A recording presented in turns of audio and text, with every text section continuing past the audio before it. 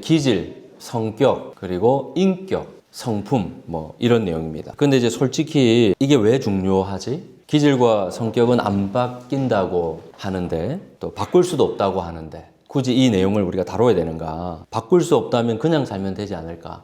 지금까지도 그냥 살아왔는데 더 솔직하게 지금 우리의 현실을 보면 성공하기도 바쁘고 인정받으려면 더 노력해야 되고 지금 당장 돈도 빠듯한데 노후도 준비해야 되는데 내 인생에서 중요한 것이 훨씬 더 많은 것 같고 복잡한데 뭐 기질, 성격, 인격, 성품 뭐 이런 게 뭐 중요할까? 그래서 그건 좀 성공하고 나서 또 부자가 되고 나서 생각해도 되는 그런 부차적인 요소는 아닌가 그렇게 생각될 수도 있습니다. 신앙적으로도 마찬가지죠. 예수 잘 믿고 죽으면 천국 가면 되지. 인격이고 성품이고 뭐 그게 뭐가 그렇게 중요할 것인가. 그래서 하나님이 진짜 원하시는 건 뭘까? 예수님의 수석 제자면 베드로잖아요.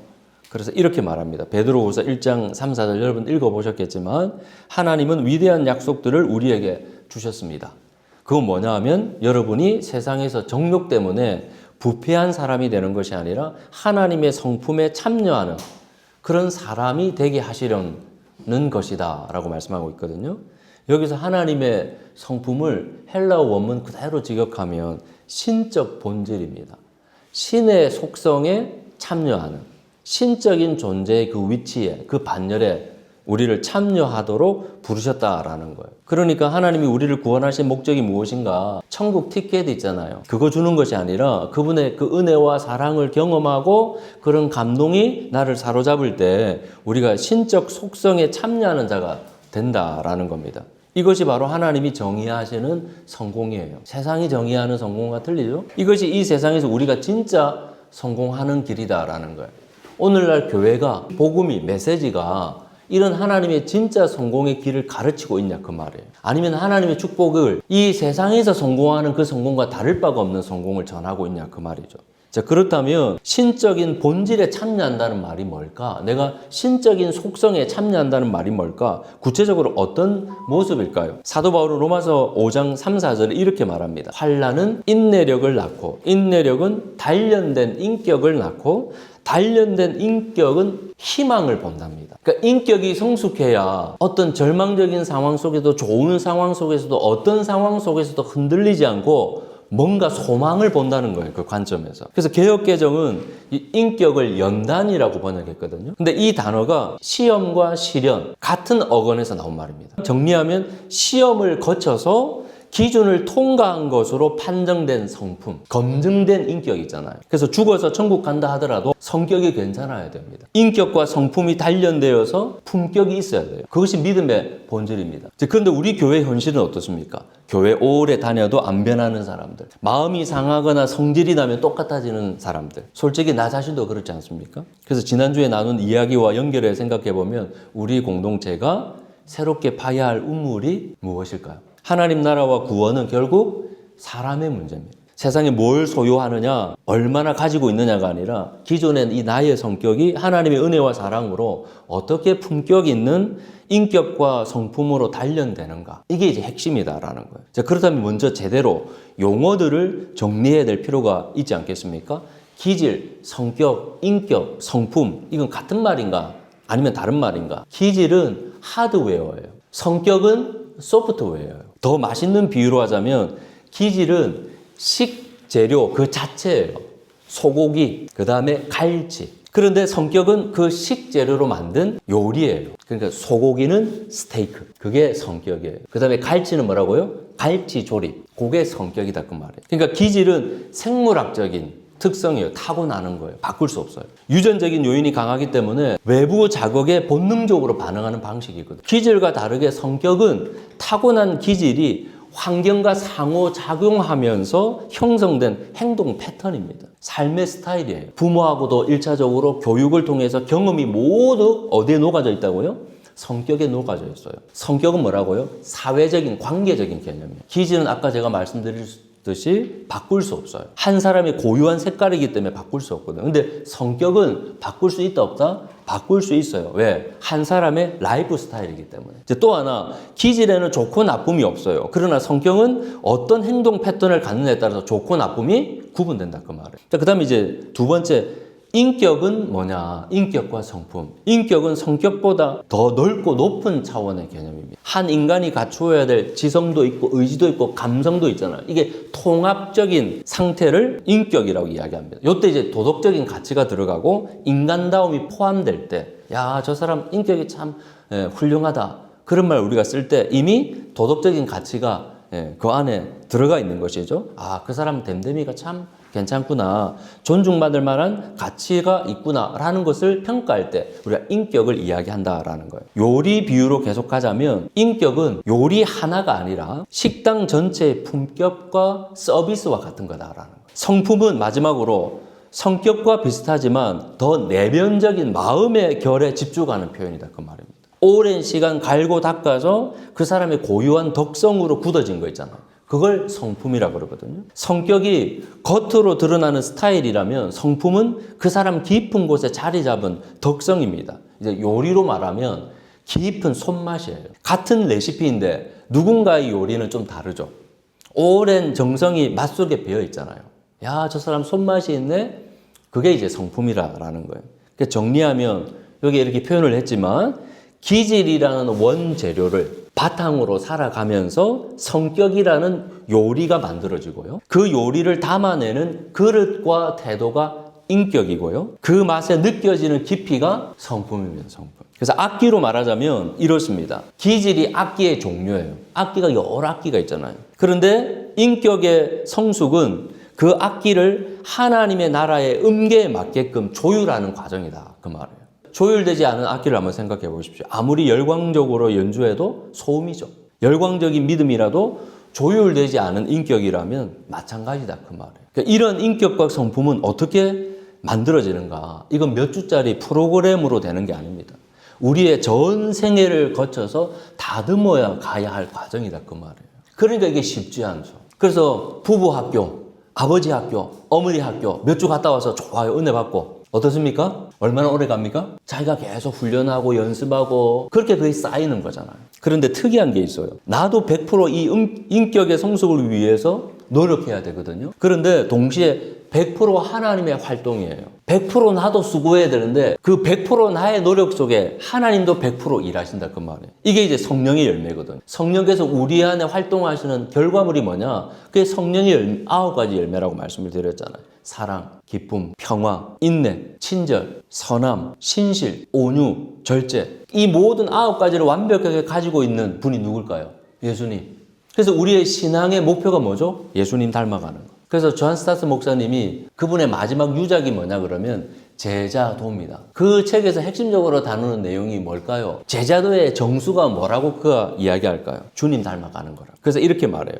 하나님은 우리가 그리스도처럼 되기를 원하신다. 이것이 그리스도인이 된다는 것의 의미며 제자도의 정수다. 흥미롭게도 서구 윤리학의 아버지 아리스토텔레스도 같은 방향을 가리키고 있어요.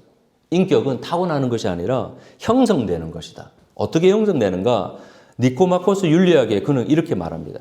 우리가 정의로운 행동을 반복함으로써 정의로운 사람이 되고 절제 있는 행위를 반복함으로써 절제 있는 사람이 된다. 그 말이에요. 반복이라는 거예요. 나의 인격의 성숙과 성품은 반복이라는 거예요. 이렇게 반복이 내면화되는 상태를 헬라어로 헥시스라고 이분은 이야기하는데 여러분 영어 단어 habit 아시죠? 습관. 그거는 손톱 깨물기 같은 거 있잖아요. 요거는 이제 수동적이고 무의식적인 행동이잖아요.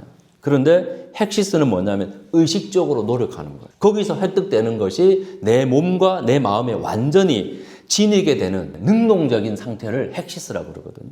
그러니까 결론부터 말씀드리면 생물학적 기질이 제1의 천성이라면 후천적인 노력과 성령님의 100% 활동이 내 안에 역사할 때 나타나는 그 열매, 내면에 정착한 헥시스는 뭐냐면 제2의 천성이다. 그 말입니다. 그래서 우리는 지금 이제 새로운 우물을 파야 돼요. 한국교회가 더 이상 이렇게 가면 안 되잖아요. 한국교회가 지금 그 패러다임으로 가면 망한다니까요. 사람들이 떠나고 있어요. 소유가 아닌 존재의 우물, 성과가 아닌 성품의 우물을 우리가 파가야 되거든요.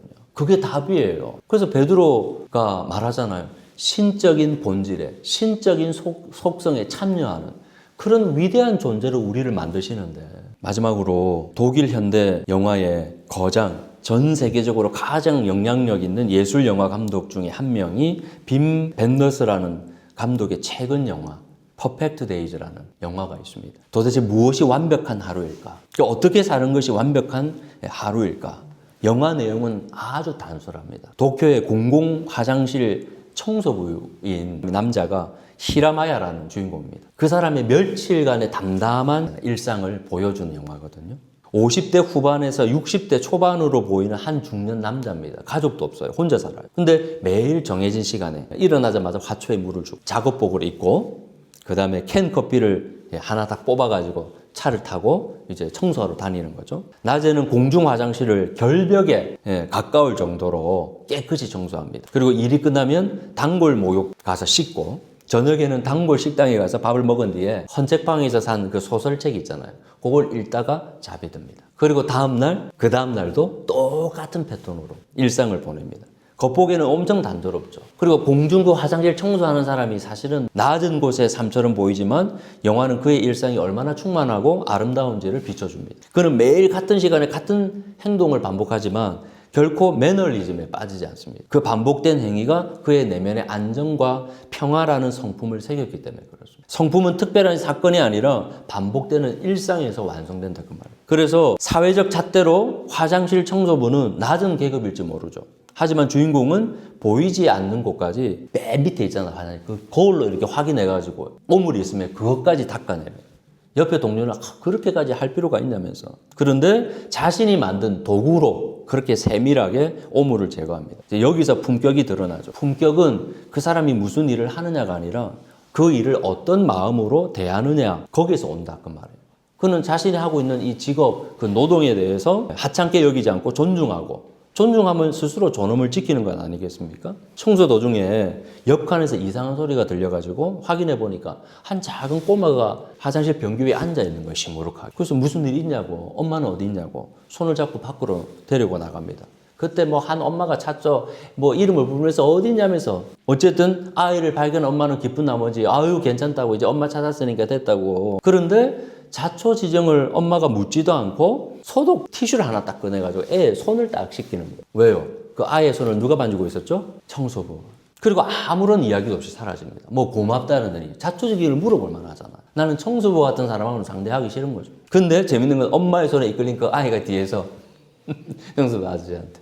근데 그 주인공이 손을 흔들면서 사라진 아이를 보면서 흐뭇하게 웃습니다. 엄마의 그 품격 없는 행동에 억울해하지도 않았고 그럴 수도 있지. 얼마나 놀랐을까. 경황이 없어서 그랬겠지. 다행이야 아이를 찾아서. 저 같으면 안 그랬을 것 같거든요. 이 아줌마야. 이게 우리 본능이잖아요. 이 아줌마야. 그리고 청소죽이라고 할 때는 팻말을 딱 놓잖아요. 근데 사람들이 급하면 어떻게 하겠습니까? 들어가잖아요. 근데 그분은 누가 들어오든 밖에 나가 있습니다. 자기도 할 일이 많잖아요. 시간이 빠르잖아요. 근데 밖에 나가서 기다립니다. 그리고 하늘을 봅니다. 나부끼는 그 나뭇잎을 보면서 미소를 짓습니다. 예의 없는 사람들 속에서도 그는 사람에 대한 존중이 흔들리지 않았습니다. 그에게도 가족이 있었습니다. 처음에 영화를 보면서 왜 저 혼자 살까? 가족은 없을까? 무슨 사연이 있을까? 영화를 보면서 계속 궁금한 거예요. 그리고 왜 저렇게 웃을까? 그러다가 여동생이 있었는가 봐요. 그 딸이 찾아와요. 아마 엄마하고 싸워가지고 가출해서 찾아왔는가 봐요. 다음날 아침에 깨지 않도록 조심히 이렇게 움직이지만 어떻게 깨가지고 삼촌 따라가도 돼요? 여러분 어떻게 하시겠습니까? 나 청소 일하는데 따라가고 싶다고. 따라가자고. 같이 갑니다.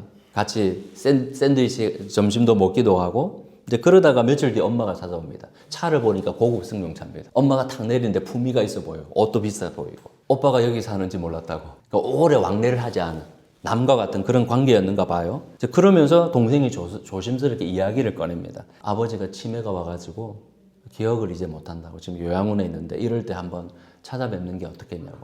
그랬더니 진심을 담아서 됐다고.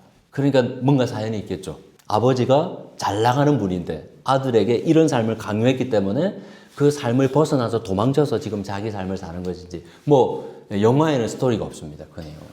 그리고 이제 딸이 돌아가야 되겠죠. 삼촌 품에 안기면서 삼촌 고마웠다고 말하고 가고 그리고 오랜만에 만난 그 여동생도 뭔가 지금 어색하잖아요. 이제 보내기는 보내야 되는데. 근데 갑자기 주인공이 그 여동생을 갖다가 이렇게 안으면서 아주 강하게 포옹을 하면서 잘 가라고. 그리고 차는 떠나고 남은 혼자서 거기서 눈물을 흘리기. 다음날 똑같은 루틴으로 문을 열고 나오면서 항상 하루를 시작하는 문을 나올 때, 오늘 월요일이네. 일하기 싫은데, 오늘 가기 싫은데, 이거와 다르게 하늘을 보면서 또 웃으면서 하루를 시작합니다. 쉬는 날이 되면 하는 패턴들도 똑같겠죠. 오후가 되면 아마 그 술집을 찾습니다. 그게 여사장을 아마 좋아했던 것 같아요. 제가 보니까. 어느 날 찾아갔는데 가게 문이 닫혀 있는 거예요. 그 시간에. 그래서 그 옆에 이제 세탁소에서 책을 읽으면서 기다리고 있었는데 시간이 좀 지나서 어떤 남자하고 여사장하고 문을 열면서 들어가는 거예요. 그래서 이제 자기도 따라 들어갔는데 마침 두 사람이 그 가게 안에서 이렇게 포옹하고 있는 거예요. 깜짝 놀라가지고 그 자리를 급히 떠났는데 그 다음 장면이 웃깁니다.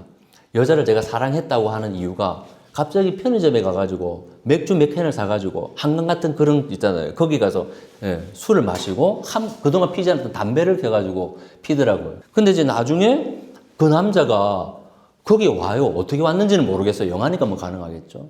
그래서 내가 뭐 사실 전 남편이다. 근데 이제 죽을병이 걸려가지고 얼마 남지 않았다. 남겨진 아내를 잘 부탁한다. 그리고 다음날 또 하루가 시작됐습니다. 여전히 문을 열고 하늘을 보면서 웃고 하루를 시작합니다. 그러면서 마지막에 클로즈업이 됩니다.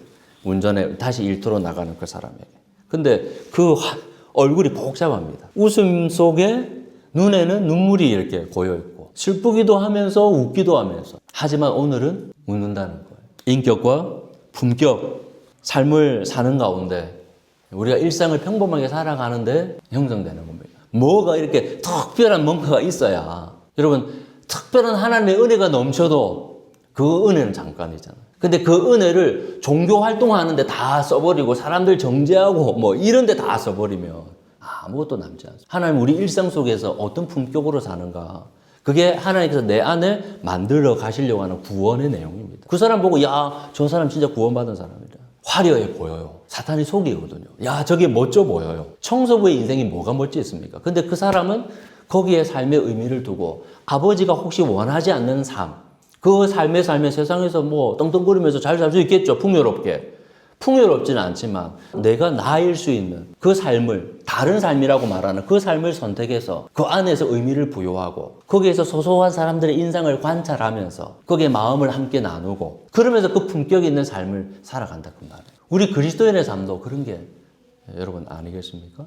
여러분도 이 예배 시간에 예배드린 이것으로 여러분의 신앙을 그걸로 다 대표할 수 없잖아요. 여러분의 일상에서 요리를 만들 때, 청소를 할 때, 일을 할 때, 운동을 할 때, 공부를 할 때, 취직을 할 때, 사람들과 말과 관계할 때 그게 성품과 인격 아니겠습니까? 주님께서는 그걸 원하신다라는 거예요. 그래서 그것을 위해서 우리가 좀 더 섬세하게 구체적으로 그 방편들을 마련해 가보자 그 말이에요. 소유가 아닌 존재의 우물, 성과가 아닌 성품의 우물. 그걸 우리 서사시가 그런 우물을 파가보자는 거예요. 그래서 거기에 하나님의 역사를 경험하고 혹시 그게 없더라도 오늘 하루를 시작할 때 문을 열고 다시 웃으면서 왜? 주님이 나와 함께 하시. 그리고 그러한 사람이 소수지만 내 옆에 있으니까 감사하며 그렇게 살아가는 저와 여러분 되시기를 주의 이름으로 축원합니다.